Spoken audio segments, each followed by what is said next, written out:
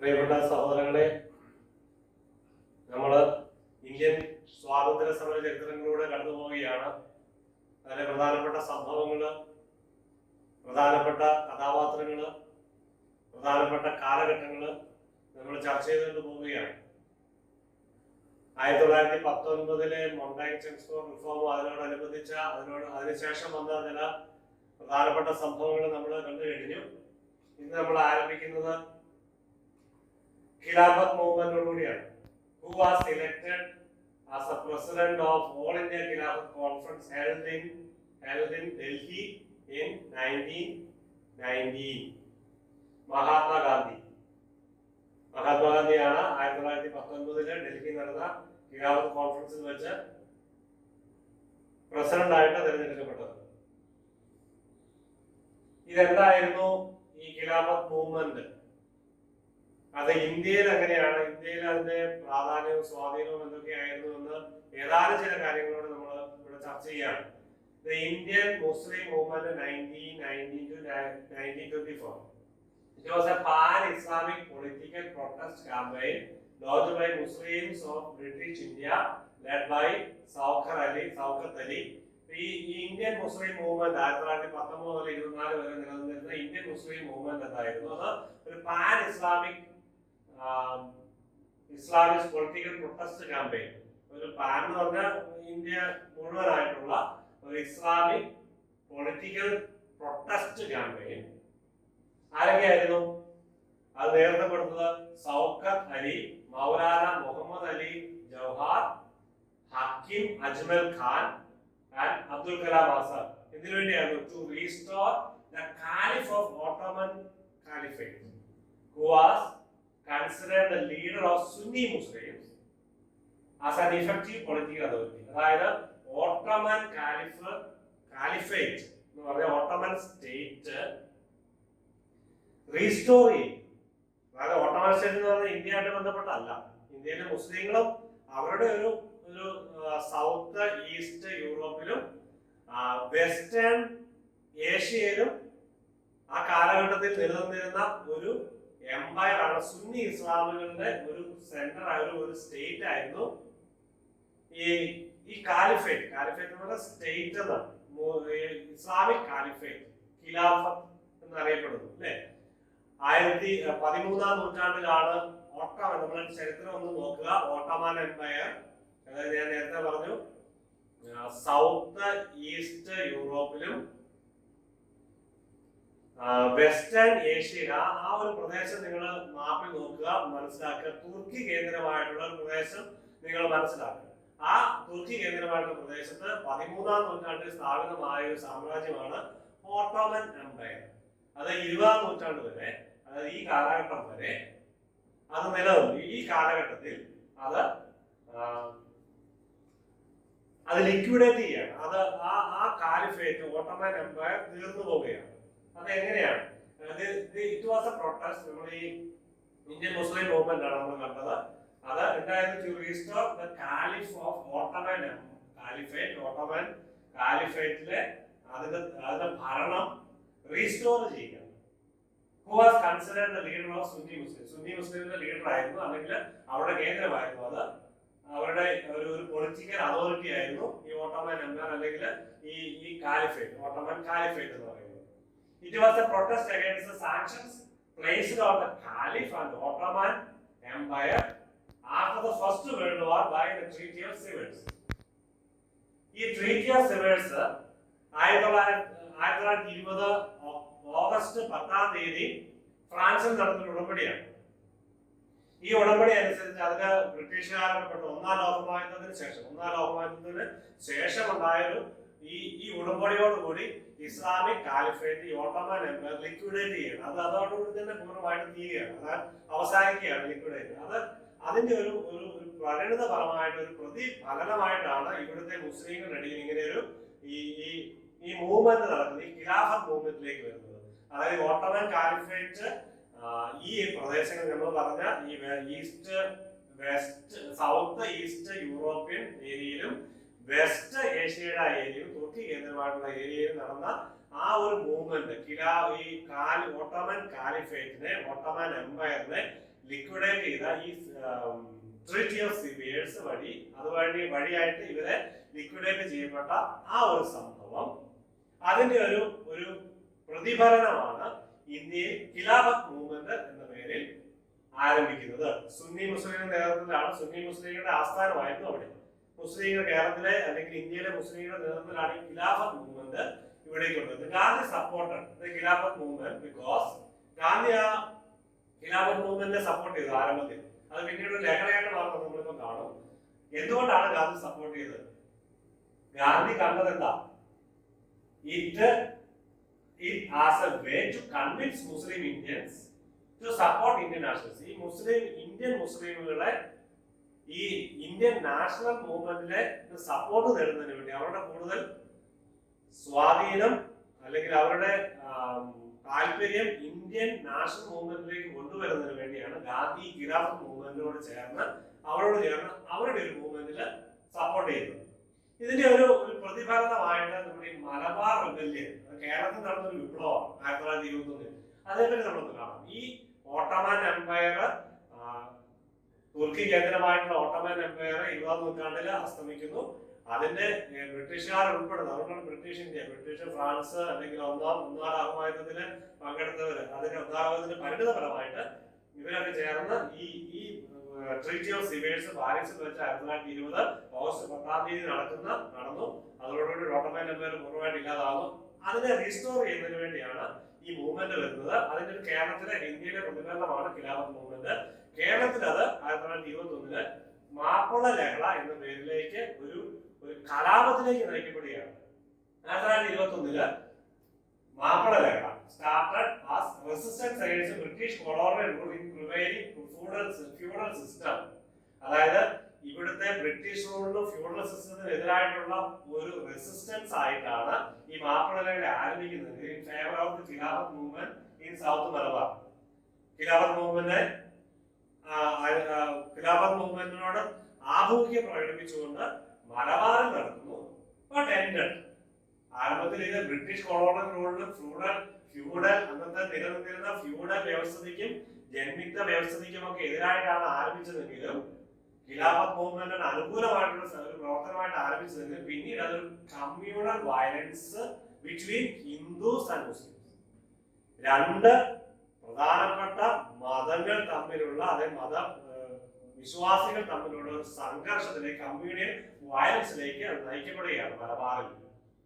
There were a series of clashes between the Mapla peasantry and their landlords, supported by British. The landlords support ചെയ്ത ബ്രിട്ടീഷുകാരും അവരുടെ ലാൻഡ്ലോർഡ്സും അന്നത്തെ ജന്മിമാരും മാപ്പിളമാരുമായിട്ട് യുദ്ധം നടന്ന് throughout the 19th and early 20th centuries. ആ കാലഘട്ടത്തിൽ 19ാം നൂറ്റാണ്ട് അവസാനം 20ാം നൂറ്റാണ്ട് ആരംഭത്തിലും ഇങ്ങനെയുള്ള പല ക്ലാഷുകളും ഉണ്ടായിരുന്നു. ലാൻഡ്ലോർഡ്സ് ബ്രിട്ടീഷുകാരുടെ സപ്പോർട്ടോടുകൂടിയാണ് ജന്മിത്വം പലപ്പോഴും നിലനിന്നിരുന്നത്. അവർക്കെതിരെ ഈ മാപ്പിള പെസൻട്രി അന്നത്തെ കർഷകരുടെ നേതൃത്വത്തില്, മാപ്പിളമാരുടെ നേതൃത്വത്തില് അല്ലെങ്കിൽ മുസ്ലിങ്ങളുടെ നേതൃത്വത്തിലുള്ള ക്ലാഷുകളൊന്നും ഉണ്ടായിരുന്നു ആ കാലഘട്ടത്തില്. In the initial stage of the movement had suffered more than Gandhi നമ്മൾ ആരംഭത്തിലെ ഈ മൂവ്മെന്റിനെ ഗാന്ധി സപ്പോർട്ട് ചെയ്തു. അതിന്റെ കാരണം നമ്മൾ കണ്ടു. But the Mappila attacked and to control the police station. പിന്നീട് അത് ഒരു കലാപത്തിലേക്ക് വരികയാണ്. അവർ അറ്റാക്ക് ചെയ്യുന്നതിലേക്ക് അല്ലെങ്കിൽ ഒരു വിപ്ലവത്തിലേക്ക് നയിക്കുകയാണ്. പോലീസ് സ്റ്റേഷൻ ആക്രമിച്ചു, ബ്രിട്ടീഷ് ഓഫീസേഴ്സ് ആക്രമിച്ചു, കോർട്ടുകൾ ആക്രമിച്ചു, ഗവൺമെന്റ് ട്രഷറീസ് ഒക്കെ ആക്രമിച്ചു. പിന്നീട് ആക്രമണത്തിലേക്ക് വരികയാണ്. ഇനി അത് ശക്തമായ ആക്രമണമാണ്. പിന്നീട് അത് മുസ്ലിങ്ങളുടെയും ഹിന്ദുക്കളും തമ്മിലുള്ള വലിയ സംഘർഷമായിട്ട് ലഹളയായിട്ട് മാറി. ഒത്തിരി ഹിന്ദുക്കൾ കൊല്ലപ്പെട്ടതായിട്ടാണ് ചരിത്രങ്ങൾ സാക്ഷ്യപ്പെടുത്തുന്നത്. അതിനെപ്പറ്റി നിങ്ങൾ ഡീറ്റെയിൽ ആയിട്ട് പഠിക്കുക. ഈ കാലഘട്ടത്തില് ഇതിനെപ്പറ്റിയുള്ള ഒരു 1921 എന്ന് പറയുന്നത് ഈ 100 വർഷം പൂർത്തിയാകുകയാണ്. അപ്പൊ 100 വർഷം പൂർത്തിയാകുമ്പോൾ ഇതിനെ സംബന്ധിച്ചൊരു സിനിമയൊക്കെ വരാനുള്ള പ്ലാനൊക്കെ ഉണ്ടാണ്. അതിനെപ്പറ്റിയൊക്കെ ഒത്തിരി വിവാദങ്ങൾ ഈ സമയത്ത് നടന്നുകൊണ്ടിരിക്കുകയാണ്. അപ്പൊ ഈ ഒരു വിഷയം നിങ്ങൾ കൂടുതൽ പഠിച്ചിട്ടുണ്ട്, കേട്ടിട്ടുണ്ട്. അപ്പൊ നിങ്ങൾ ഇതിനെപ്പറ്റി ഒന്ന് വിശദമായിട്ട് ആനുകാലിക സംഭവമായിട്ട് വിലയിരുത്തി ഇതിനെപ്പറ്റി ഒന്ന് പഠിക്കുക. ഓക്കെ, അപ്പൊ നിങ്ങൾ അനുബന്ധിച്ചിരുന്ന ഒരു ട്രാജഡിയിലേക്ക് ഞാൻ കിടക്കുകയാണ്. Wagon tragedy. എന്തായിരുന്നു വാഗൺ ട്രാജഡി എന്ന പേര് അറിയപ്പെടുന്നത്? Prisoners had been taken into custody following the Mappila ലഹള. അപ്പൊ മാപ്പിള ലഹളയോടനുബന്ധിച്ച് കുറെ പേര് ബ്രിട്ടീഷുകാരെ പിടിച്ചു, അവരെ തടവുകാരാക്കി മലപ്പുറത്തിന്റെ വിവിധ ഭാഗങ്ങളായിട്ട്. 1921 November 10 when the uprising near അതിന്റെ അവസാനത്തിലേക്ക് ഈ ലഹള അടിച്ചമർത്തി അല്ലെങ്കിൽ അവസാനത്തിലേക്ക് എത്തിയ സമയത്ത് 100 പേര് Muslim revolutionary central train from Tirur to ബെല്ലാരിയിലേക്ക് 100 പേരെ ട്രെയിനിൽ അയച്ചു. പ്രിസണേഴ്സ് ആയിട്ട് പിടിച്ച് ബെല്ലാരി ജയിലിലേക്ക് അയക്കുകയാണ്. ബെല്ലാരിയിലേക്ക് അവരെ പിടിച്ച് തടവുകാരായിട്ട് കൊണ്ടുപോയാണ്. അവർ തിരിച്ചുള്ള യാത്രയിൽ, അതായത് തൊട്ടടുത്ത് തന്നെ അവർ തിരിച്ചു വന്നു. On 20th November 1921, 20th of November 1929, 64 of 100 rebels, നേരത്തെ 100 പേരാണ് കൊണ്ടുപോയത്, തിരിച്ച് 64 പേര് suffocated death in a closed railroad wagon. ട്രെയിനിലാണ് കൊണ്ടുവന്ന ഒരു വാഗണിലാണ് ഇവരെ കൊണ്ടുവരുന്നത്. അതിന്റെ സഫോക്കേഷൻ, വായു സഞ്ചാരമില്ലാതെ അതിന്റെ അകത്ത് ശ്വാസം മുട്ടി 64 പേര് മരിക്കുകയാണ്. അതിനെയാണ് വാഗൺ ട്രാജഡി എന്ന് പറയുന്നത്. 1921 നവംബർ 20 വാഗണിൽ വെച്ച് പ്രിസണേഴ്സ് കൊല്ലപ്പെടുന്നു. ഹിസ്റ്റോറിയൻ സോമൻ സർക്കാർ referred it was a black hole of Pondanur. Black hole tragedy ഒക്കെ നിങ്ങളത് ഓർക്കുക, നേരത്തെ നമ്മൾ പഠിച്ചതാണ് black hole tragedy. Black hole tragedy of Pondannur, monument തിരൂരില് ഇതിനെ സംബന്ധിച്ച് ഒരു മോണമെന്റും ഉണ്ട്. ഇനി അടുത്തത് ഖിലാഫത്ത് മൂവ്മെന്റും അല്ലെങ്കിൽ ഓട്ടോമൻ എംപയർ ഏകദേശം നിങ്ങൾ ധാരണയായിരിക്കുന്നു. കൂടുതൽ പഠിക്കണമെങ്കിൽ നിങ്ങൾ ഇന്റർനെറ്റ് സെർച്ച് ചെയ്തോ അല്ലെങ്കിൽ പുസ്തകങ്ങൾ വായിച്ച് നിങ്ങൾക്ക് അതിനെപ്പറ്റി കൂടുതൽ പഠിക്കാവുന്നതാണ്. അപ്പോൾ അതിനെപ്പറ്റി ഏകദേശം ഒരു ഐഡിയ നിങ്ങൾക്ക് ലഭിച്ചു എന്ന് മനസ്സിലാക്കുകയാണ്. Okay, who set up the Swaraj party in 1922? Swaraj party സ്ഥാപിച്ച C.R. ദാസ് ആൻഡ് മോട്ടിലാൽ നെഹ്റു. എന്താണ് ഈ സ്വരാജ് പാർട്ടി എന്ന് പറയുന്നത്? Swaraj party was A political party formed in India in January 23. അതായത് നേരത്തെ 22 നമ്മൾ കണ്ടു. ഡിസംബർ 22-ാം തീയതിയാണ് അത് സെറ്റപ്പ് ചെയ്തത്. ഇത് നിലവിൽ വരുന്നത് ജനുവരി 23-ലാണ്. ഡിസംബർ 22-ന് ഗയ കോൺഫറൻസിൽ വെച്ചാണ് സ്വരാജ് പാർട്ടി അനൗൺസ് ചെയ്യുന്നത്. അത് തൊട്ടടുത്ത മാസം തന്നെ നിലവിൽ വന്നു. അപ്പോൾ ഈ വർഷം ഒന്ന് ശ്രദ്ധിക്കുക, അതിന് മാറ്റം ഉണ്ടാകരുത്. സെറ്റപ്പ് എന്ന് പറയുമ്പോൾ ഡിസംബർ 22 ആണ്, 1922-ാണ്. National Congress that sought greater self-government and political freedom for the Indian people from British rule. അതാണ് ഇതിന്റെ ലക്ഷ്യം. സെൽഫ് ഗവൺമെന്റ്, നമുക്ക് സ്വന്തമായിട്ടൊരു ഗവൺമെന്റ് ഉണ്ടാവണം. അതോടൊപ്പം തന്നെ എങ്ങനെയാണ് ഗവൺമെന്റ് ഉണ്ടാവുന്നത്? ബ്രിട്ടീഷ് രാജ്യത്തിൽ നിന്നും സ്വാതന്ത്ര്യം കിട്ടിയാലേ ഗവൺമെന്റ് ഉണ്ടാവുള്ളൂ. ബ്രിട്ടീഷ് രാജ്യത്തിൽ നിന്നും സ്വാതന്ത്ര്യം കിട്ടി നമുക്കൊരു സെൽഫ് ഗവൺമെന്റ് ഉണ്ടാവണം. അതാണ് ഈ സ്വരാജ് പാർട്ടിയുടെ ലക്ഷ്യം. അതിന്റെ മോട്ടിലാൽ നെഹ്റുവും C.R. ദാസുമാണ് അതിന്റെ സ്ഥാപക നേതാക്കളായിട്ട് അറിയപ്പെടുന്നത്. When was the non-cooperation movement? Okay, the non-cooperation movement from 20 to 22. അത് എന്നായിരുന്നു non-cooperation movement? 1920 മുതൽ 1922 വരെ. It was led by Gandhi. ഈ non-cooperation movement എന്തായിരുന്നു? It aimed to resist the British occupation of India through non-violent means. Non-cooperation movement നിസ്സഹകരണ പ്രസ്ഥാനം എന്തായിരുന്നു? Resist Indian occupation of India, British occupation of India. Resist ചെയ്യുക, British occupation അതായത് British ആധിപത്യത്തെ എതിർക്കുക. എങ്ങനെയാണ്? Non violent മീൻസിലൂടെ, അഹിംസയിലൂടെ British ആധിപത്യത്തെ എതിർക്കുക എന്നുള്ളതാണ് non cooperation movement. 1920 മുതൽ 22. എന്തുകൊണ്ടാണ് 22-ന് ഇത് ഗാന്ധി പിൻവലിക്കാനുള്ള കാരണം ഇപ്പോൾ നമ്മൾ ചർച്ച ചെയ്യും. അത് ഗാന്ധിയുടെ ഒരു ആശയമായിരുന്നു. ചൗരി ചൗര മാസക്കർ 1922 ഫെബ്രുവരി 5-ാം തീയതി ഉത്തർപ്രദേശിലെ ചൗരി ചൗര എന്ന പ്രദേശത്ത് വെച്ചാണ് ചൗരി ചൗര കൂട്ടക്കൊല സംഭവിക്കുന്നത്. എന്തായാലും ചൗരി ചൗര കൂട്ടക്കൊല അതിന്റെ ഇവിടെ എഴുതിയിട്ടുണ്ട്. Attack police station. ആര്? ഓൺ ഫെബ്രുവരി 4-ാം തീയതി 1922 ഫെബ്രുവരി 4-ാം തീയതി when a large group of protesters participating in non-cooperation movement. എന്താണ് non-cooperation movement? ലക്ഷ്യത്തിന്റെ വഴി non-violence, അഹിംസ. പക്ഷേ ഇവിടെ ഇതാ large group of protesters participate non-cooperation മൂവ്മെന്റിന് ഒരു വലിയ നമ്പർ ജനങ്ങള് 1922 കൂടി. കൂടി കഴിയുമ്പോൾ ആളുകളുടെ സ്വഭാവം മാറി. പോലീസ് എതിർത്ത് അവർ കൂടിയപ്പോൾ പോലീസ് തടയാൻ വന്നു. പോലീസുമായിട്ട് ഏറ്റുമുട്ടലുണ്ടായി. അവിടെ പ്രശ്നമായി. Open fire in retaliation. പോലീസുമായിട്ട് ഏറ്റുമുട്ടലിന്റെ പരിണിത ഫലം എന്താ സംഭവിക്കുന്നത്? അതിന്റെ പ്രത്യാഘാതമായിട്ട് the demonstrators attacked them, set fire to a police station, killing all of its occupants. ഫെബ്രുവരി 5-ാം തീയതി 22 പോലീസുകാരെ ഈ ചൗരി ചൗര പോലീസ് സ്റ്റേഷൻ ആക്രമിച്ച് ഈ പ്രൊട്ടസ്റ്റേഴ്സ് ഫെബ്രുവരിയിൽ കൂടിയ പ്രൊട്ടസ്റ്റേഴ്സ് എവിടെയാണ് യുപിയിലെ ഉത്തർപ്രദേശിലെ ചൗരി ചൗര എന്ന സ്ഥലത്ത് കൂടിയ ആ ജനങ്ങള് പോലീസ് സ്റ്റേഷൻ ആക്രമിച്ച് 22 പോലീസുകാരെ കൊന്നു എന്നായിരുന്നു 1922 ഫെബ്രുവരി 5-ാം തീയതി.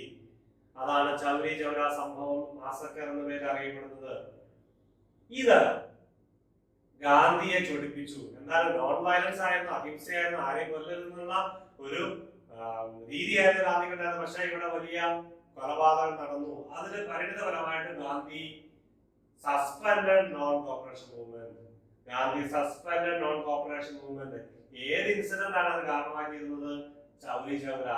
എന്നായിരുന്നു ഗാന്ധി സസ്പെൻഡ് ചെയ്തത്? 12 ഫെബ്രുവരി 1922. ഓക്കെ, തൊട്ടടുത്ത ഒരാഴ്ച കഴിഞ്ഞപ്പോൾ തന്നെ. Gandhi became the president of Indian National Congress in 1924. 1924 Gandhi Indian National കോൺഗ്രസിന്റെ പ്രസിഡന്റ് ആയി. എവിടെ വെച്ച്? ഏത് സെഷനിൽ വെച്ച്? Belgaum session of Indian national Congress. Belgaum സെഷനിൽ വെച്ച്. Who adopted the pen name Azad? ആരായിരുന്നു? Maulana Abdul Kalam Azad. When and where was Pandit Nehru born? എന്നാണ് ജവഹർലാൽ നെഹ്റു ജനിക്കുന്നത് നവംബർ 16 നമുക്ക് രജിസ്ട്രേഷന് വന്നാണ്. നവംബർ 14, 1889 അലഹബാദ് ഉത്തർപ്രദേശിൽ വെച്ചാണ് ജവഹർലാൽ നെഹ്റു ജനനം. Who is known as Chachaji Jawaharlal Nehru? How is Nehru's birthday celebrated? Children's Day. Who wrote the book Glimpses of World History and Discovery of India? Pandit Jawaharlal Nehru. Who said the word Jai Jawan, Jai Kisan? ആ പേര്, ആ ഒരു മുദ്രാവാക്യം ഉയർത്തുന്നതാണ് ലാൽ ബഹദൂർ ശാസ്ത്രി. ആരായിരുന്നു ലാൽ ബഹദൂർ ശാസ്ത്രി? ഇന്ത്യയുടെ രണ്ടാമത്തെ prime minister. Jawaharlal Nehru 1964 മരിക്കുന്നു. 64 ശേഷം 64 എന്നാണ് ജവഹർലാൽ നെഹ്റു മരിക്കുന്നത്? മെയ് മാസം 20 കണ്ടുപിടിക്കുക. നിങ്ങളെ ശ്രദ്ധിച്ച് കണ്ടുപിടിക്കുക. ജവഹർലാൽ നെഹ്റു എന്നാണ് മരിക്കുന്നത്. തീൻമൂർത്തി ഭവനിൽ വെച്ച് 1964. അതിനുശേഷം ലാൽ ബഹദൂർ ശാസ്ത്രിയാണ്. അതിനുശേഷം ഒരു ചെറിയ കാലത്തേക്കൊരു പ്രധാനമന്ത്രി വന്നു. പക്ഷെ ലാൽ ബഹദൂർ ശാസ്ത്രി ഉടൻ തന്നെ പ്രധാനമന്ത്രി. ലാൽ ബഹദൂർ ശാസ്ത്രി ഇന്ത്യയും പാകിസ്ഥാനും തമ്മിലുള്ള യുദ്ധത്തിന് ശേഷം താഷ്കണ്ടിൽ വെച്ച് മരിക്കുന്നു. എന്താണെന്നുള്ളത് നിങ്ങൾ കണ്ടെത്തുക. നിങ്ങളുടെ പഠനത്തിന്റെ വിഷയമായിട്ട് ഞാൻ വിടുകയാണ്. ലാൽ ബഹദൂർ ശാസ്ത്രി ഇന്ത്യയുടെ രണ്ടാമത്തെ prime minister. Okay. Who was called the Grand Old Man of India? Dadabhai നവറോജിയാണ് grand old man of India എന്ന പേരിൽ അറിയപ്പെടുന്നത്. Who were the members of Hindustan Socialist Republican Association? പ്രധാനപ്പെട്ട നേതാക്കൾ ആരൊക്കെയായിരുന്നു? Chandrasekhar Azad, Bhagat Singh, Sukhdev Rajguru. They believe in violent methods. ഗാന്ധിയുടെ നോണാഹിംസ അല്ല അവരുടെ താല്പര്യം ഉണ്ടായിരുന്ന ഇവര് ഈ ഹിന്ദുസ്ഥാൻ സോഷ്യലിസ്റ്റ് റിപ്പബ്ലിക്കൻ അസോസിയേഷൻ വിശ്വസിച്ചിരുന്ന ഗാന്ധിയുടെ അഹിംസയോടൊന്നും രക്ഷപ്പെടില്ല. They believed in violent methods. അറ്റാക്കിലൂടെ മാത്രമേ മുന്നോട്ട് പോകാൻ പറ്റുള്ളൂ ആര് വിശ്വസിച്ചത്? Hindustan socialist republican association. Who founded Home Rule League? സ്ഥാപിച്ചത് Annie Besant.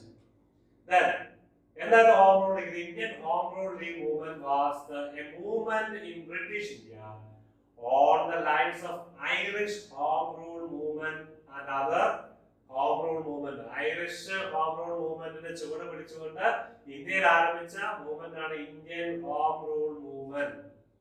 The movement lasted around 2 years between 1916 and 18. 1916 മുതൽ 18 വരെ ഇത് നിലനിന്നു. To have set the stage for independent movement. Indian independent movement ഒരു സ്റ്റേജ് ഉണ്ടാക്കുക, അതിനൊരു അവസരം സ്ത്രീകൾക്ക് കൂടെ ഉണ്ടാക്കുക. Under the leadership of Annie Besant and ബാലഗംഗാധരത്തില് to educate English speaking upper class Indians. ഇവരെ ഈ ആനി ബസന്റിന്റെയും ബാലഗംഗാധരത്തിന്റെയും നേതൃത്വത്തിൽ to educate English speaking upper class Indians. ഇന്ത്യയിലെ മുകൾ തട്ടിലുള്ള മേൽത്തട്ടിലുള്ള ഈ ഇന്ത്യക്കാരെ എഡ്യൂക്കേറ്റ് ചെയ്യുക. എന്തിനു വേണ്ടിയാ? To set up a stage for independence movement. നമ്മുടെ സ്വാതന്ത്ര്യ സമര സമരത്തിലേക്ക് ഒരു പ്രത്യേക ഒരു സാഹചര്യം ഉണ്ടാക്കി ഇവരെല്ലാവരെയും കൂടെ വിളിച്ചേർക്കുന്നതിന് വേണ്ടി 1921 all India home rule league ഇത് എന്തായിട്ട് മാറി? സ്വരാജ്യ സഭയായിട്ട് മാറി. 1921 home rule league changed its name to Swarajya Sabha. Okay. The first woman president of international കോൺഗ്രസിന്റെ ആദ്യത്തെ വനിതാ പ്രസിഡന്റ് ആരായിരുന്നു? Annie Besant. 1917 Annie Besant. Annie Besant ആരായിരുന്നു? ഒരു മലയാളിയായ ഇന്ത്യക്കാരി ആയിരുന്നില്ല Annie Besant. She was a British socialist, theosophist, women's right activist. സ്ത്രീകളുടെ അവകാശത്തിന് വേണ്ടി പോരാടുന്ന വ്യക്തിയായിരുന്നു, എഴുത്തുകാരിയായിരുന്നു, പ്രസംഗകയായിരുന്നു, ഒരു വിദ്യാഭ്യാസ പ്രവർത്തകയായിരുന്നു, അധ്യാപികയായിരുന്നു, ഫിലാന്തോപ്പിസ്റ്റ്.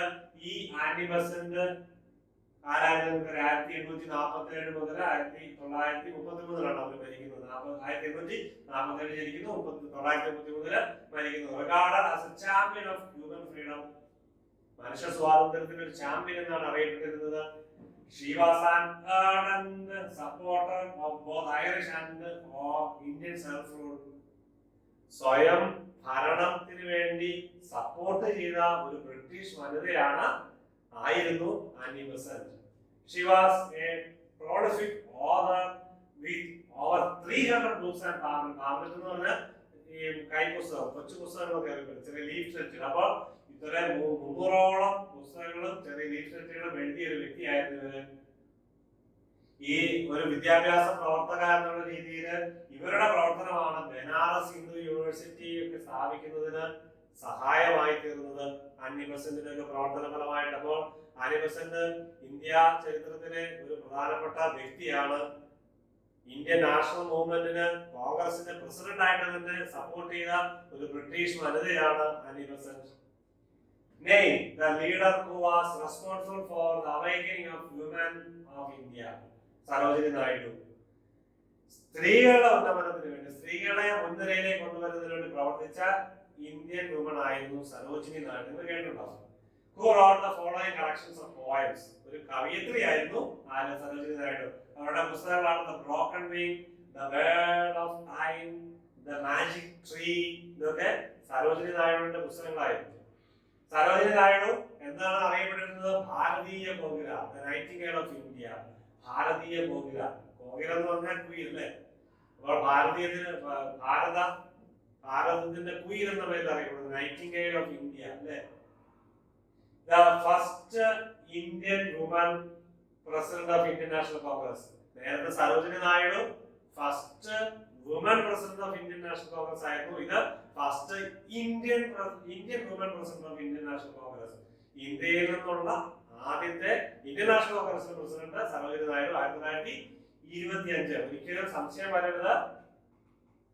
Annie Besant first woman president of Indian national Congress 1917. Sarojini Naidu 1925 first Indian woman. Okay. Sarojini Naidu met Mahatma Gandhi. Mahatma Gandhi 1916 Sarojini Naidu കാണുന്ന ആദ്യമായിട്ട്. സരോജിനി നായിഡു ആരായിരുന്നു? 1879 ജനിക്കുന്നു, 1949 മരണം. Indian political activist and poet. ഒരു രാഷ്ട്രീയ പ്രവർത്തകയും ഒരു കവയിത്രിയുമായിരുന്നു Sarojini Naidu. A proponent of civil rights, women's emancipation and anti-imperialist ideas, she was an important figure in India's struggle for independence from colonial rule. ഇന്ത്യയിലെ ഇവരുടെ പ്രവർത്തനങ്ങളെ വിലയിരുത്തിക്കൊണ്ട് മുൻനിര പ്രവർത്തനങ്ങൾ സ്ത്രീകളുടെ ഭാഗത്ത് സ്ത്രീയായി നിന്നുകൊണ്ട് ഇന്ത്യൻ ഇൻഡിപെൻഡൻസ് സ്ട്രഗിളിൽ ഏറ്റവും കൂടുതൽ സ്വാധീനം ചെലുത്തിയ വനിതയായിരുന്നു സരോജിനി നായിഡു. ഇന്ത്യക്കാരിയായ വനിത. Naidu's work as a poet and her sobriquet and അർത്ഥതാണ് nickname. Okay. Nightingale of India. Mahatma Gandhi വിശേഷിപ്പിച്ചു നൈറ്റിംഗേൽ ഓഫ് ഇന്ത്യ എന്ന് സരോജിനി നായിഡു വിശേഷിപ്പിച്ചു. ഭാരതീയ കോകില എന്ന് വിശേഷിപ്പിച്ചത് Rabindranath Tagore. Nightingale of India എന്ന് വിശേഷിപ്പിച്ചത് മഹാത്മാഗാന്ധി. ഭാരതീയ കോകില എന്ന് വിശേഷിപ്പിച്ചത് Rabindranath Tagore. Okay. First Muslim president of Indian national Congress Badruddin Tyabji. അതായിരുന്നു first Muslim president of Indian national Congress. was nicknamed Gurudev, Rabindranath Tagore. Okay. Who wrote the well-known collection of the poem called Gitanjali? Gitanjali എഴുതിയത് Ravindranath Tagore. Ravindranath ടാഗോറിന് ഗീതാഞ്ജലിക്ക് Nobel സമ്മാനം കിട്ടിയത് 1913. Who wrote India's national anthem Jana Gana Mana? അറിയാം, രവീന്ദ്രനാഥ് ടാഗോർ. ഇതോടുകൂടി നമ്മൾ ഈ class അവസാനിപ്പിക്കുകയാണ്. അടുത്ത ക്ലാസ്സിൽ നമ്മൾ ഇത് ചർച്ച ചെയ്തുകൊണ്ട് ആരംഭിക്കുകയാണ്. Civil disobedience movement. നിങ്ങൾ എല്ലാവരും നന്നായിട്ട് നോട്ട് കുറിച്ച് നന്നായിട്ട് പഠിക്കുന്നുണ്ട് എന്ന് മനസ്സിലാക്കിയാണ്. എല്ലാവർക്കും നന്ദി.